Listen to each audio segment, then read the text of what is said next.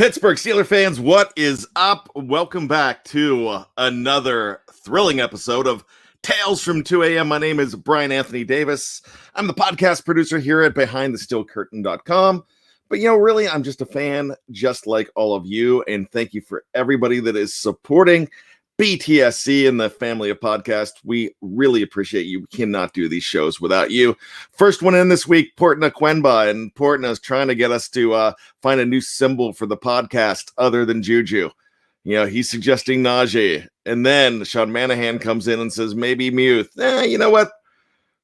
I kind of like that logo that we have with Juju with the arm stretched out. Well, I mean, he's still a very important Pittsburgh Steeler, so I think we'll go ahead and hold on to him, but ultimately it's up to Jeff. So I'll talk to Jeff about that, but I think I like that. I think we're going to keep that.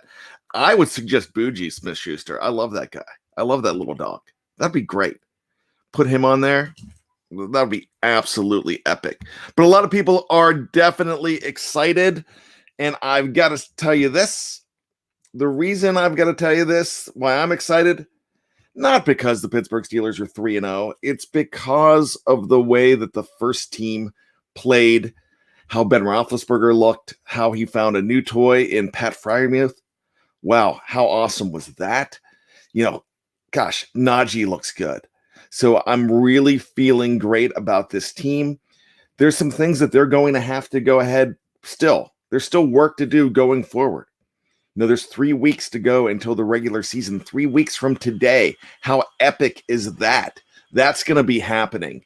The Buffalo Bills hosting the Pittsburgh Steelers on September 12th. Yeah, we're going to lead all the way up to that. That's going to be awesome. Sean Manahan, he's been saying this all along. He really thinks this is a 20-0 team. 20-0 halftime lead to equal their 2021 record. How incredible would that be? That'd be awesome. So, there's so many things to talk about, and we are going to get to it. So what are your thoughts on last night's game? What did you love? Now, I mean, just me says it. Everybody else is saying it. Freiermuth, man, he's looking awesome. They talked about how he was a guy that in college, when he said he was like, everything in the red zone I'm catching. That's something that I'm going to do. I'm going to catch everything that you throw to me. And he's proved that so far. Ben Roethlisberger trusts him. That's a big thing. You still have Eric Ebron, and Eric Ebron did make a couple catches. He had a bad drop on a play that Ben Roethlisberger got out of trouble that looked like vintage 2008 Ben, and it was awesome. But you know what? The guy's going to drop some balls. He's also going to do some things for you too. So I don't think that I think you can go with a two-headed monster with those two guys, but Freiermuth is going to make he's going to be probably the next closest thing to Heath Miller that you're going to have for a long time. So I know that he's the future of that team. I love it. Buck Dancer just asked, what's on Bad's head? This is my Sunday morning beanie. This is from the 2005 season. I love this. It's reversible, and I can wear the black and gold side too. But you know what? I do that. That's become my Sunday morning thing. As of late, I don't wear it on any other shows. I originally put it on because one day I didn't take a shower before the show. Now I've taken a shower. I just do it now before the shows because that's a thing for me now. That's one of the hashtag bad company things. And Sean Manahan, thanks so much. Hashtag bad company. And, where I'm making sure we capitalize the BAD because Jeff Hartman keeps on saying that we're a walking copyright infringement from bad company. And you know what? And I tell you what, I still have a bone to pick with the band Bad Company because we'll do a 2 a.m. story right here. Let's talk about Bad Company. I went to see them in 1991 in Johnstown, Pennsylvania. I was actually going to see the damn Yankees, really, but they were with the damn Yankees. I was always a fan of Night Ranger back in the day. Sister Christian, oh, the time has come. My wife hates that song, and I almost that was almost a really bad situation for us. I didn't know if I could trust her if she didn't like Sister Christian, but she's a fantastic wife, so I have no problem with that. Just, that is one of the picadillos that she has, not liking Sister Christian. I just don't understand that. But anyways, that Midnight Madness album from 1983 to me, is absolutely incredible. Great album. I saw them in concert, so I wanted to see Jack Blades again. And of course, if you like Styx, Tommy Shaw from Styx, Renegade, all that. He was in Bad Company. Excuse me, not Bad Company. He was in Damn Yankees as well with Ted Nugent. And I got to meet Ted Nugent, Jack Blades, Tommy Shaw. I got to meet those guys backstage, but I also got to meet Bad Company as well. And the radio station I worked for, they said, hey, we're going to go to a party with Bad Company and we're going to go out to eat with them. So I went to, we went out to eat, and I had a date. I was a freshman or a sophomore in college at the time. And my date was a senior, and man, I loved, not loved. I mean, I was really into this girl. And so I took her, and the bass player, I can't even remember the bass player's name, but the bass player kind of blocked me. He went after my date, and I don't know how successful he was, but I did take her home that night. I mean, didn't take her home. I took her back to her apartment, but I never really went out with her again. And I think he got her phone number. So if I copyright infringe on Bad Company, I don't care, because you know what? We're Bad Company. We're Bad Company 2.0. We're capital BAD Company, and they don't have that. They're not relevant. We are. So there you go. So with that being said, let's talk about last night's game. That's not really a good 2 a.m. story, is it? Because I didn't get any I didn't get to 2 a.m. there, but Buck to Answer would have made her walk home. No, I'm still a gentleman. I'm still fine with that. She was my we had a human sexuality class, and you had to take an egg. A lot of people did that. A lot of people did that in high school, but I did it in college, and I had to take care of this egg. So she was the mom to our egg, and I had this little pirate's little bubblegum helmet that I put on it, so to establish who mine was, and I kept him alive, and then right after we passed, I dropped him and broke him, and the little pirate helmet was there in a whole bunch of egg, and it was a mess. So there you go. I don't remember her name. I think she was moving to Tennessee, if I'm not mistaken. Really good looking. I remember that. But there we go. Someone save Mrs. Bad from these 2 a.m. sessions. Mrs. Bad knows all these stories. No, Dennis, she did not have to sit on the egg. She was just the partner in the whole egg experiment. So there you go. Let's not talk about eggs and times when I got blocked by members of a famous band. I don't think he was an original member of the band. I think he was one that came in. He was like a replacement. So, he's a bass player, I mean, not like a lead guitarist like the great Jerry Cherry. Not like that. Jerry Cherry would have never blocked me. I'll tell you that. Nobody in the Jerry Cherry band would have blocked me. So that's our house band here at BTSC. But let's talk about the game. I keep on saying that. I know that's what you want to talk about. What do you love about that game last night? When we were talking about what needs to happen before that game, and I was on with the Aussies from down under, and I was saying this, I'm like, we just need to see 3 possessions from Ben Roethlisberger, and they've got to be good possessions. Best case scenario was a 10-play drive at the very beginning with a touchdown pass from Ben Roethlisberger. That did not happen. It could have happened.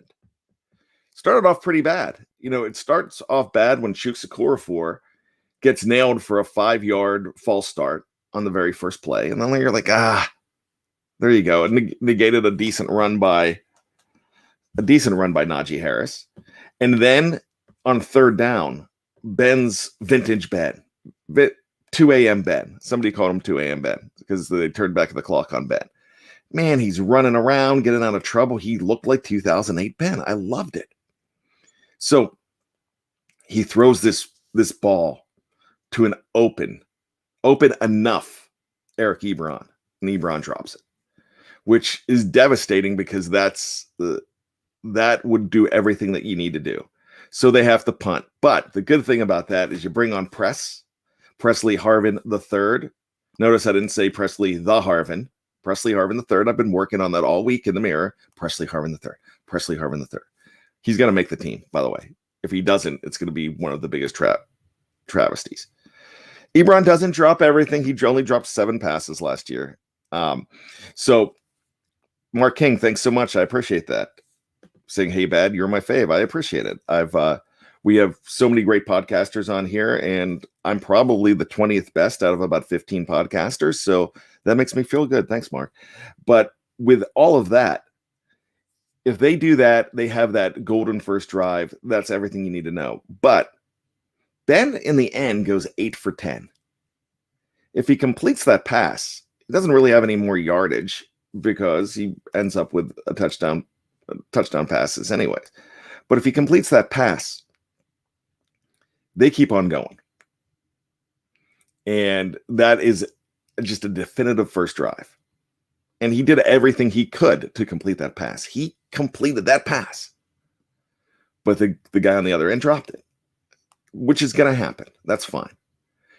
There was some redemption from Ebron. Ebron caught some good balls later on in the game. So I'm not going to have a problem with that. You know, a lot of people are going to be on the trade Ebron bandwagon, which if you could get something out of Ebron, do so. But are you guaranteed of 17 healthy games from Freiermuth? I don't know. You know, he's still a good weapon to keep in there. So let's not forget about that. But so Presley Harvin comes in. He hits a 50-yard punt, pins him down deep, and he boomed it, man. He has done nothing to lose that job. And when you look at the history of Jordan Berry being inconsistent, they've got to look at that. So when that happens, you know, he should get the job. So that was a good look at him. And there was only a punt of the night, man. They're not punting in preseason, which is an amazing thing as well. But so Ben comes out on the next series, and that's a sweet drive. You know, he finds Najee. I think on the third series, he found Najee for that long pass play on a screen. And that's what he completed 2 balls to Najee. Najee had over 50 yards in receiving in that little bit of time that he played. You know, that's important because you're establishing that part of your game as well. You're getting a running game going. That Ben's going to be so much more dangerous with Najee Harris back there because of all the things that he could do with him as well. And then you look at the fact that Ben completed a long ball. Who says that Ben doesn't have a good arm? I've been saying it for the last year, man. His problem last year, he was overthrowing guys. He still has strength on the arm. And I want to bring up what Michael O'Malley is saying right here. And if somebody else said it before, I apologize. No one pump fakes like Ben. That was a vintage pump fake on the pass to Pat Freiermuth for the very first touchdown. That was great. Pat was not ready. Ben notices it. He pump fakes. Then right away, he gets that ball back out again, and Pat's in the end zone. Number 88 is going to be great because he's tall and he's got good hands. And you know what? He's going to get better at blocking. He will continue to get better at blocking. He's going to be good. And you know what makes him good? Is he's got a great head on his shoulders. You've got a guy in Najee Harris that is a fantastic role model for the rookies as well. And he's a rookie. He goes to Pat Freiermuth, who missed a block in practice, and said, hey, Pat, we need to do this. I'm like, if you miss a block, keep on going. That helps me out. You know, do that. And so these guys are a team already. The young guys get the concept. They're not me first players. And it looks like Michael O'Malley says credit to Brian Brown on that bad. Thanks, Brian Brown. Yeah, that pump fake, fantastic. Buck Dancer says Kurt Warner had a great pump fake too. I'm a big Kurt Warner. And actually, we're going to talk about guys like Kurt Warner, but even though he wasn't a Steeler, we're going to talk about the best free agents in Pittsburgh Steelers history and the best free agents that could come out of current time. When I say free agents, we're talking about the unwashed, the unloved, the undrafted. We're going to talk about those guys as the best free agents. We're not going to talk about guys that they picked up like Kevin Green, who was an unrestricted free agent. We're not going to do that. We're going to talk about guys that were on their way back to the streets, and they're going to be, and they have a potential to go to the Hall of Fame like a Donnie Shell. They have a potential to not win, but to turn around a Super Bowl and be a Super Bowl legend, like a number 92 that we're going to talk about. That's what we're going to be talking about. But you got everything you wanted out of those 3 possessions, and I predicted 3 possessions. Now, that could have been different if he would have had 2 touchdowns on the first 2 series. That could have been different. Dave Schofield, his thought was that he would get 12 to 18 passes, and he got about 16. So, I mean, when I say passes, attempts. And I kind of thought that he was right, that they could possibly do that there'd be a pitch count on him. But my thing is, you kind of expect 3 in there as the magic number in a preseason for Ben. Now, my question to all of you, and this is going to be the question: do we see Ben again next week? Typically, I'm the guy that says I'd like to see Ben twice in a preseason. I might be going against something I've been preaching for the last 5 years, that you need to see Ben more than once in a preseason. I might be completely going against myself. And I think I am. I think I'm going to say no. We're getting a lot of people saying no. So, yeah, I think we got to see all we need to see from Ben. So that's, and how good, what's your confidence in Ben? Now, somebody that I really respect in here, George Teston, says it's up to Ben. I don't know if it's up to Ben, because Charlie Batch was claiming that Ben was lobbying hard to play in the Philadelphia game and Tomlin shut him down. So that's really, I don't think he gets that prerogative anymore.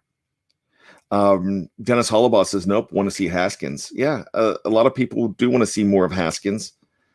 And I'm still on the boat that Mason Rudolph is not doing anything to lose that number 2 spot. The only thing I'm thinking of, and I'm back on the and Matty Peverell's taking credit for this because everybody made fun of him beforehand. He's like, see, now Brad's bringing it up. They might be looking at trading one of these guys and having the confidence to keep Dobbs at number 3. Now, a lot of people are going to say that, they don't, who's going to want these guys? Hey, you traded Josh Dobbs for a number 5 pick 2 years ago. You could get a 5 from a desperate team. A team that has somebody hurt, a backup hurt, or somebody that they need to bring in. One of these guys, Mason included, I mean, they could be valuable to a team. So that's it. There's a lot of people talking about, somebody mentioned this before, and Joseph brings it up here. My only issue with Mason's play has been some of his lob passes that seem to float for years. Always scary to see. Yeah, floaters. Yeah. Floaters aren't a good thing. Anywhere in life, if you come, it could always be dangerous if there's a floater somewhere. Let's just say that. So what we're going to do is we are going to continue to talk about the game. We're going to talk about very important undrafted free agents on this team, who has the opportunity to make this team. And we're going to talk about where they rank among the greats of all time. Now, of course, they're not going to rank even close to the greats of all time, but where you see their potential among the greats of all time when we compare them to them.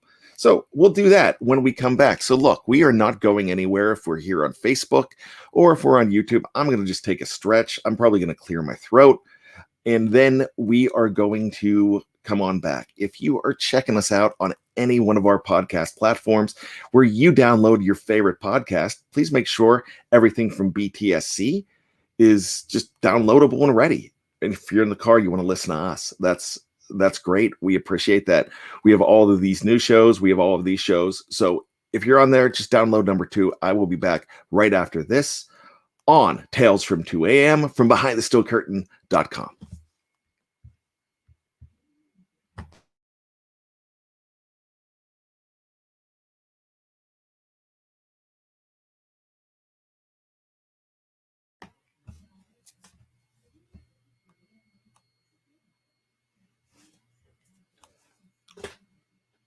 Welcome back to Tales from 2 a.m. And yes, I know, Brian Brown, you can still see me when I'm in pause. I could take me off the screen, which if I did, it would look. But what would happen is a lot of people would think that maybe I'm gone and then turn off the podcast altogether. So, yeah, I just want to make sure that doesn't happen.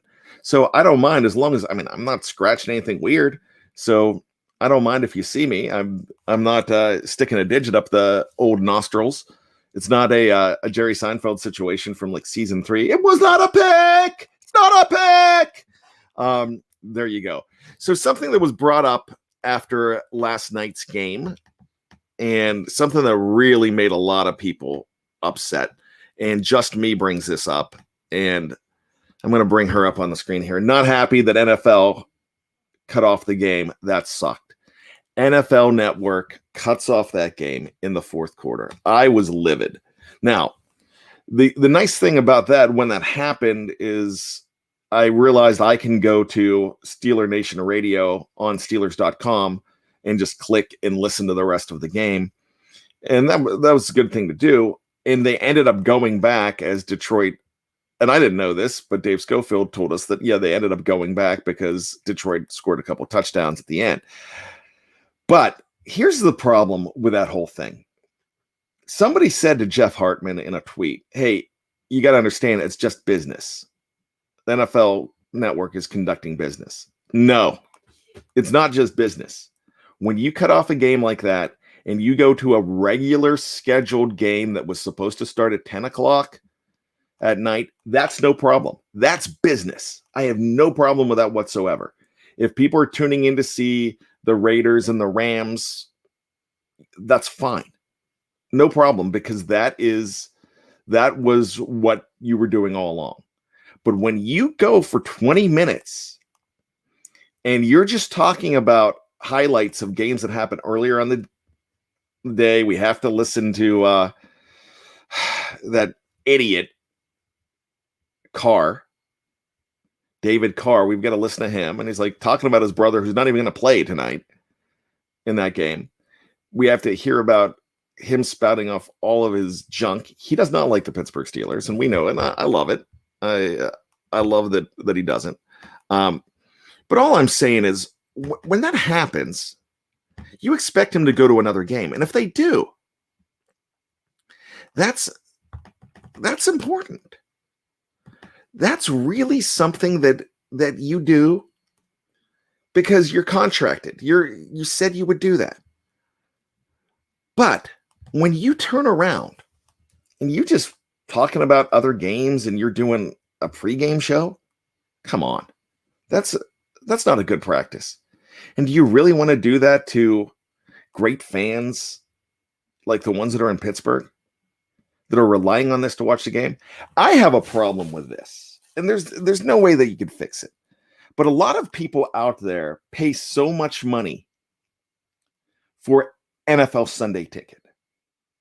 Then the NFL has a Game Pass where you can get the preseason games. If you're going to pay that much money for Sunday Ticket, Why can't we have access to preseason games? Oh, come on. I mean, we get stuck. I live in Maryland. I get stuck with the the Washington football team and the Ravens a lot. So Snowman was so mad he left Buffalo Wild Wings. Who does that? Who leaves Buffalo Wild Wings? Man, I get it. I get Snowman for being mad. Dallas Quinley says NFL don't care about us. No. But guess what? It's like Slapshot. Slapshot. I was actually at the filming of Slapshot. I was 4 years old, so I have no remembrance of it. But my mom was an extra in it. And one thing that I know is they had this great quote, "Let them know you're there. As Steeler Nation, we let them know that we're here." So that's let them know, bleed all over them. Let them know you're there. Big Slapshot fan. Love it. So let's talk about this. My man Jeffrey Benedict is rewatching the game and listening to Tales from 2 a.m. Great way to spend some time. Love me some Jeffrey Benedict. Man, if you have not checked out some of the best 30 minutes in podcasting, it's from the cutting room floor. Great show. Hits on Tuesdays. This guy is a clinic. You would think that he was a coach. Speaking of coaching, I got to give a shout out to his partner on Know Your Enemy. Congratulations to Coach Michael Beck now, who has accepted a position as an assistant offensive line coach for his alma mater. So that's absolutely fantastic. Up in Canada, it's a Division II team. So I love to hear that Michael Beck is sharing his wisdom as well. So there we go. So I love this. Somebody mentioned that we need to have a bad crew. And Mark King says we need a bad crew. And Michael O'Malley jumps in and says, "Mark, we are called Bad Company." And I like how he capitalized it too. So that's awesome. We're, the Ride or Die crew, we've got to get the hashtag going with hashtag capital BAD Company because, Jeff Hartman, who, I'm a huge fan of Jeff Hartman, one of my closest friends in this world, a great senior editor. His podcasts are some of the best in the business, but he is out there spouting some malarkey, and I'm not talking Mike Malarkey. He's spouting some junk saying that there's only 3 people in the hashtag Bad Company. So this is what I'm going to suggest to you. I love the hashtag Ride or Die crew. I think it's fantastic. And hey, that benefits me when they do well, because being the podcast producer, that's one of my shows too. But we need to inundate the tweets to Jeff Hartman with hashtag capital BAD Company. So that's the thing. Make sure hashtag bother Jeff. That's the new thing. Hashtag Bad Company all over the place. So when it comes to his tweets for Ride or Die crew, get the Bad Company in there just to let him know that we're for real. Just like Slapshot, let him know you're there. That's it. We are going to let them know that we're there. So let's talk about some more things on this game here. Bert Tavares says, "I'm sold on Dan Moore. We scored on this kid as a swing tackle." That's the thing. They've now moved him to right tackle. That happened late in the game. So but as a swing tackle, yeah, he can play both sides. We scored on him. Definitely. I love it. I love this. Just Me says, "I was out watching the game and the table next to me was whining about the Steelers Seahawks Super Bowl still." Oh yeah. They're going to be mad about that forever. So Michael O'Malley says, "Yeah, I live in Oregon and She Chickens fans still complain about the Super Bowl we beat them in." Yeah, hey, I love the if you ain't us, you hate us because you ain't us type thing. Tate Boys, which we're gonna get Tate on I just forgot to call Tate last night. I was so busy with stuff. We need to get Tate back in the show. I'm in Maryland, so I used to get stuck with Washington football team and Ravens. Then in 2009, I got Red Zone, helped a little. In 2019, I got a streaming service where I watch Steelers games on KDKA. Ooh, maybe I need to do that. That's good to know. Let's see. Wes, great fan of the show, great friend of the show. I have an amazing Amazon Fire Stick, and I occasionally pay for the CBS All Access app to watch Steeler games. That's about it. Yeah, I had CBS All Access, and last year when they screwed up, when they just screwed up the contract with CBS, that's I got to watch some games because of that, but I know Jeff and I we were livid. Tate Boys down with bad company. Also hashtag know-it-alls. Yeah, man, I need to pump up hashtag know-it-alls. Check that out. I had the pleasure of being on their show last Sunday. Maud and Big G and Tate, great show, great all sports shows. And we're going to be hearing a lot more of Tate on BTSC. So make sure you check out them. Great show. Hashtag know-it-alls, but also hashtag bad company. Check that out. It was great to be a part of that show. I was also on a really interesting show yesterday. Yes, I was on Touchdown Under, but I was also on the Mark Davison Steelers Nation Australia live stream, where he just hangs out with other Australian people and watches the game. And they just discuss it live. He's there just having a nice frosty beverage and watching the game, and it's not your true podcast. It's just, hey, we're just hanging out talking about the game. It's really entertaining. So check out Steelers Nation Australia as well. So let's talk about some of the best free agents, undrafted free agents of all time in Pittsburgh Steelers uniforms. Now, I want you to think while we're doing this. I mean, because this is not going to be hard for us to throw in a couple of these names out here. But want to talk about some guys that could make the team, your Isaac Redman type award winners. And Isaac Redman was a great free agent pickup for the Steelers. Was he a great all-time Steeler? No. But he was a great pickup for that. So I want you to think about guys like Isaac Redman that could be now.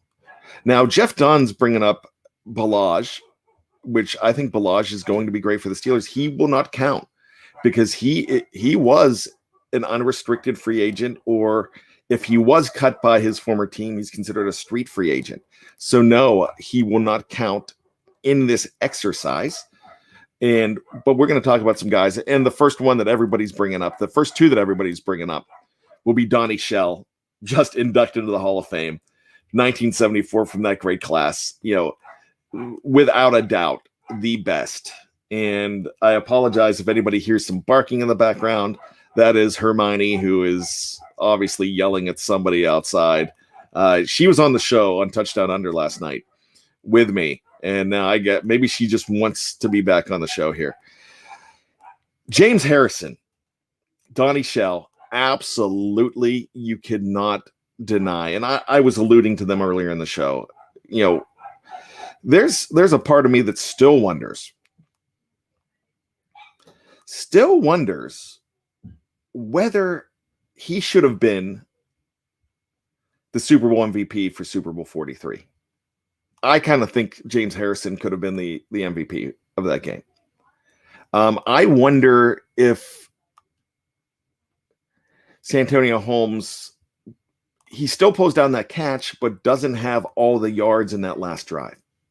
I'm wondering about that. If he doesn't go over 100, if they give it to Ben or they give it to Debo, don't know. But there's some other great undrafted free agents. Now, one of the best in history is another Hall of Famer that recently got in, but you guys don't know much about him. And it's a man named Jack Butler, who wore number 80. He's a great defensive back in the Hall of Fame. I had a chance to meet Jack Butler just a couple years ago. And Jack Butler, he had 52 interceptions for the Steelers, and I believe that, if I'm not mistaken, he was a Pittsburgh kid that ended up in Canada as for the rest of his high school career, and then ended up at St. Bonaventure. And so they brought him in as an undrafted free agent. He played from 1951 to 1959, and he had 52 interceptions in 103 games. So more than half of his games, he had an interception. That's, well, I'm sure he had multiple games. That's true. But Jack Butler, absolutely fantastic. He just passed away. He got into the Hall of Fame, got to accept the gold jacket right before he passed away, maybe a year before he passed away. So that's something very, I'm so glad he got a chance to do it, and not get in posthumously. I even think about the great Raider quarterback Ken Stabler, when he could have got in so much earlier. Everybody knew that he was going to be a Hall of Famer, and they waited until he died. And come on, don't wait until these guys die. Let them in. L.C. Greenwood's never going to be able to accept that honor. L.C. Greenwood needs to go in, and he'll go in posthumously, but he really needs to go in. But let's get back to the great undrafted free agents in Pittsburgh Steelers history. Let me give you another one that a lot of people are thinking about this one, but there's a couple more that they're not thinking about. I'm going to throw in Fast Willie Parker. He's a guy that one of the Rooneys scouted.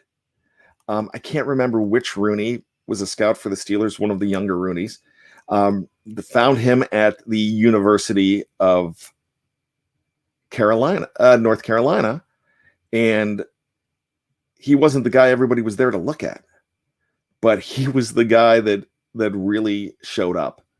So Willie Parker, man, what would have happened if Willie Parker does not get the wheels run off of him in 2007? That's probably the one thing that I'm going to complain about. I don't complain about much about Mike Tomlin, but I would rather see him spell running backs a little bit more. And I hope they do that with a guy like Balaj and McFarland for Najee Harris. I would really love to see that.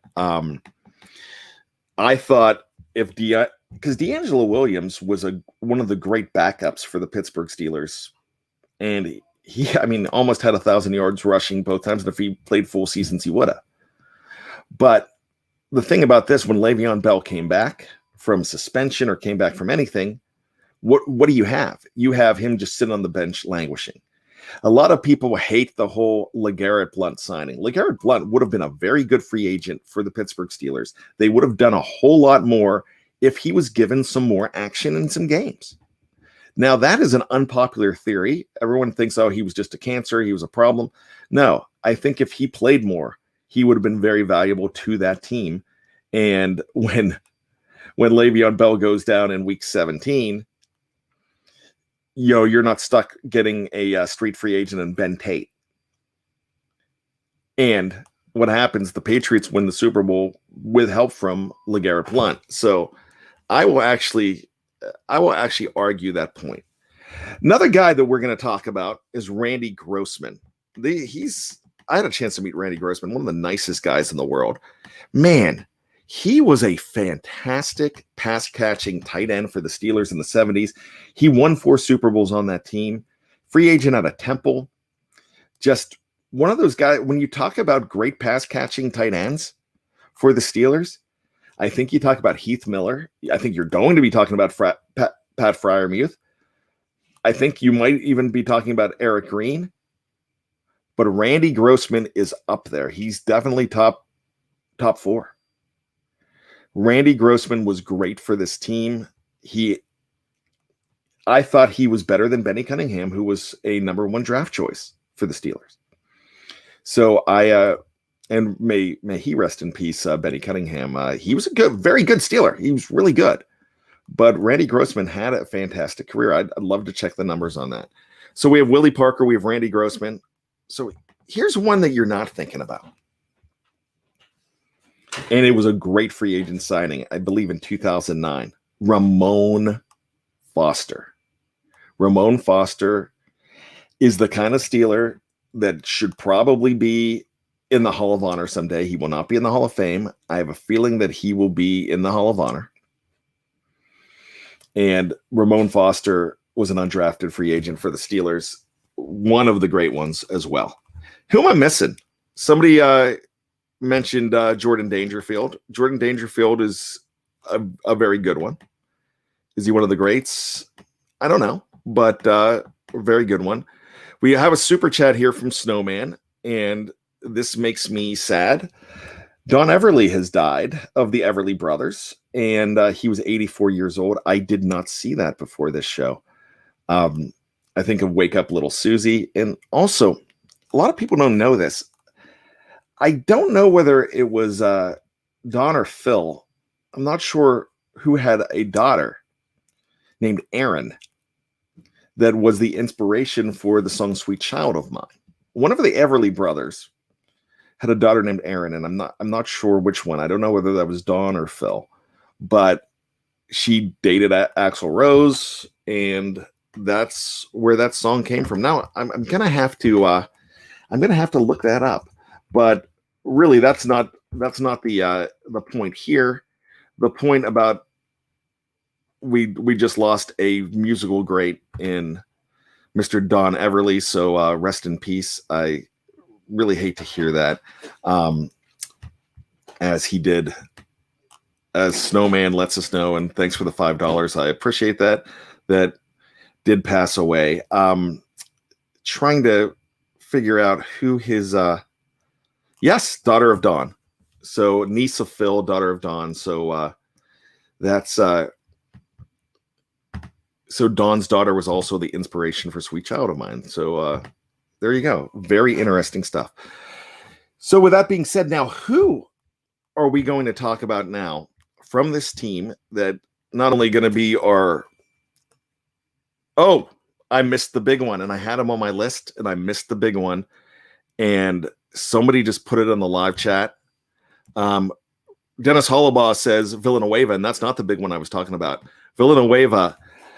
I consider Villanueva, though, not an undrafted free agent from the Steelers because he was originally with the Philadelphia Eagles. So I'm going to consider him more of a street free agent. But George Teston brings up the big one that I forgot all about, and I had on my list. And I'm a big Keith Willis fan, and I am embarrassed that I didn't say Keith Willis. Top 5 in sacks all time for the Steelers. Man, this guy in the 80s was absolutely fantastic. And he was one of the keys to the defense. Man, he had 15 sacks. 15 sacks one year. That's incredible. Buck Dancer mentions Antonio Gates was undrafted. Yeah. One of the best undrafted free agents of all time. Not a Steeler, but fantastic. Matt Stofko is starting to answer the question. He says that he wants to see Matthew Sexton make the team. I love what Matthew Sexton's bringing to this team. But something Matthew Sexton did was, do you think he inspired the heck out of Ray McLeod when Ray McLeod took that one pass and busted it for a long gain? Yeah, I think he did. Because Ray was watching, because that's his main competition right now. He sees what Sexton's doing. Man, I really think Sexton could be absolutely great for this team, but Ray's not going to go down easy. Now, the guy that I'm loving, a guy that I absolutely love here is Jameer Jones. Jameer Jones is a guy that I still don't know whether he's going to make the team, but Jameer Jones is a guy that I think needs to make this team. I don't think you're going to keep Jameer Jones on your practice squad. I don't think it's possible. I think he's going to get plucked. But I'd love to see it.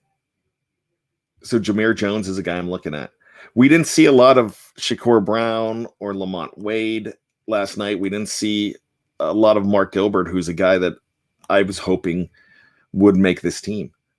Who is another undrafted free agent? You got Chaz Green on the offensive line. Can he make the team? It's a possibility. We've seen these guys make teams. Ben Tavares says, Jameer over Roche, which one? I think Roche probably wins that faceoff because Roche's done some decent things in preseason. It's just going to be really interesting to see. And Sean Manahan says they may play next week if they survive this round of cuts. I think both of those guys survive this round of cuts. I think you're going to see it's only 5 cuts this week. And I can't see those guys doing it. Somebody just said Steelers Pittsburgh. I love this. He says Jones greater than Marsh. I think Cassius Marsh is going to have a tough time making this team. I really do. I think Jameer Jones and Quincy Roche are going to get a nod over Cassius. I almost think that's going to happen.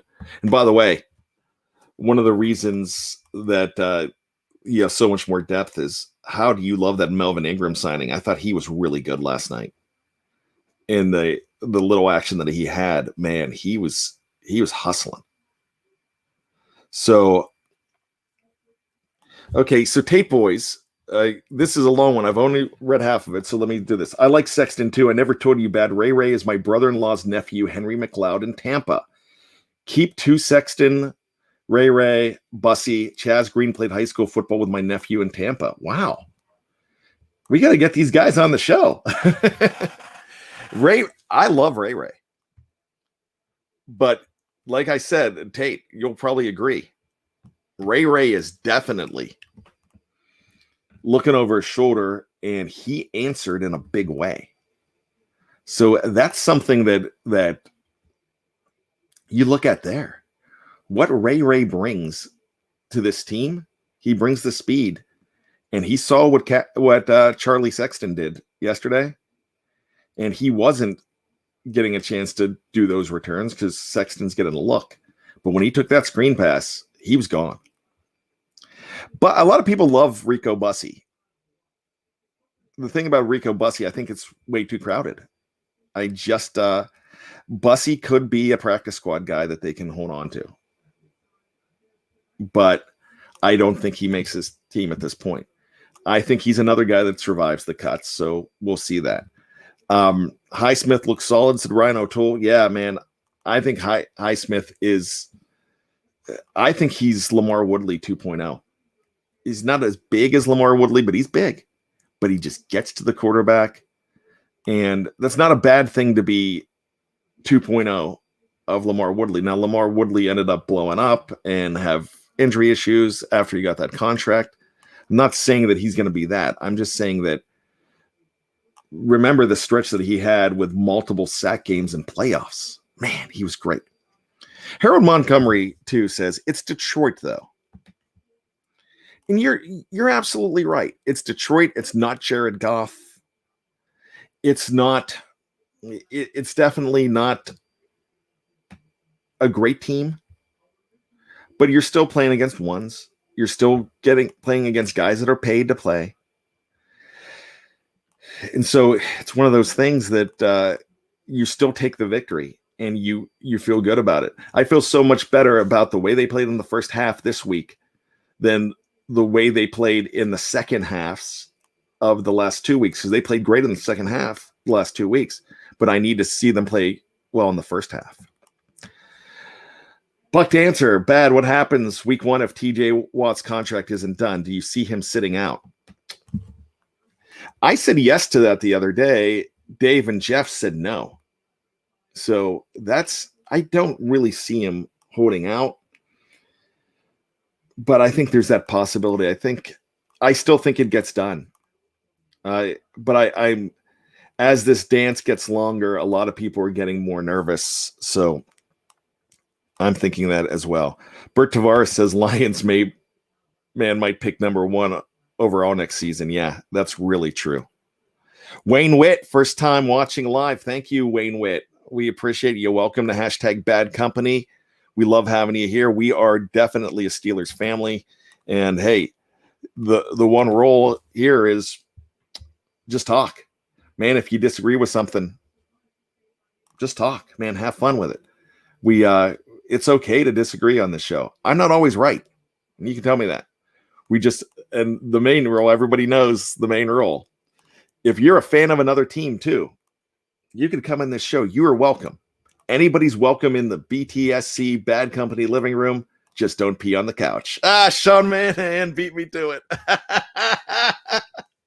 Don't pee on Bad's couch. Love it. Wow, gosh, you guys know the lingo. When we finally get t-shirts going, we're gonna have a lot of hashtag Bad Company t-shirts, I think. Christopher 11. I think the deal gets done. TJ's no L Bell. Yeah, I don't think he is. Michael O'Malley saying, dang it, Sean, he wanted to throw it in too. Wow, I love it. You know what?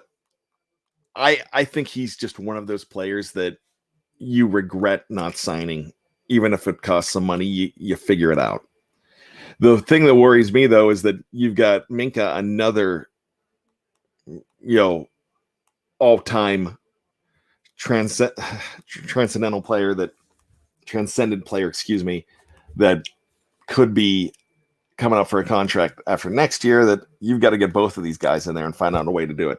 Luckily, you've got a lot of dough in the couch cushions coming up next year. That's good. Hey, hashtag Bank Company, thank you so much. I love you. It's great to see the Steelers 3-0 in preseason. 3-0 doesn't matter in the preseason. It still feels good, doesn't it? It feels really good. But what feels better is to see what you saw out of Ben, Najee, what you saw of Kendrick Green, what you saw of Pat Freiermuth. My gosh, those top 3 picks. How much were we loving the draft? And anything that I complained about on draft day, which I did. I complained on draft day. Jeff complained about, we just weren't loving. We wanted that center in round 2. Steelers know what's better for us, so they definitely know what's better for us. So I'm definitely one that I'll eat crow and say, yeah, I screwed that up. I said I love Freiermuth, but I wanted a Creed Humphrey. I wanted a guy like that. Now that when Kendrick Green came along, we're like, okay, we get the Pat Freiermuth thing. We changed our tune pretty quickly though, because we like Pat Freiermuth so much more. So Tate boys, thank you so much, Tate. Support BTSC, hashtag Bad Company. And I'm going to invite Tate to the show next week as well. So let's see him. But $9.99 on the tip jar. We really appreciate you. Thank you so much. Brian Brown calling me out. Wayne, yeah, Bad picked the buzzards. He's not always right. I hope I don't eat that later. Yeah, I have no problem saying that. But I didn't pick them as a Super Bowl team. I just picked them to win the division. The Steelers have won the division before in the past.